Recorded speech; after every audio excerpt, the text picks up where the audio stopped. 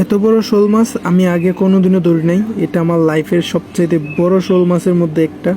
So দেখো কীরকম করে টোপটা খাই ভাই, সিরিয়াসলি আমি তো ভয় পেয়ে গেছিলাম, মানে একদম কাছে এসে ফার্স্টে মনে করছি নাই, দেখি এই জায়গায় জোস একটা জিনিস লাগিয়ে গেছে রে ভাই, সেরা লেভেলে একটা হিট হয়েছে।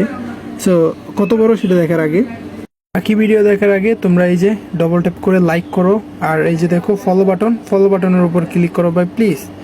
আর এই যে কফি লিঙ্ক দেখো, শেয়ারে ক্লিক করে কফি লিঙ্ক করে তো দিছো না, ফলো করে দাও, তোমাদের জন্য ভিডিও টানি নেই। দেন এটা ভাই উঠতেছেই না, আমি আমার চিপ দিয়ে তুলতে পারতেছিলাম না।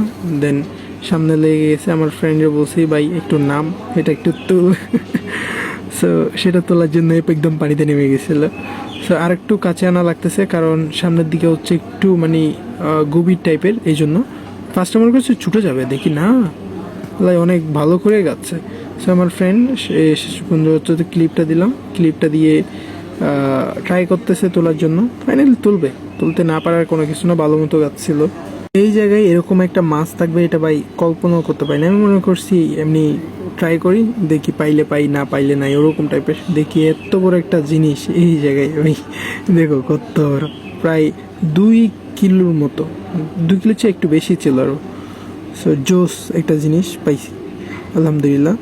সো এটা গজার মাছ মেবি, আমি শিওর জানি না ভাই, আমি সেটার মধ্যে হচ্ছে একটু কনফিউশন থাকি কোনটা গজার মাছ কোনটা হচ্ছে কি শোল মাছ। তোমরা একটু কমেন্ট করে জানাও এটা কি মাছ।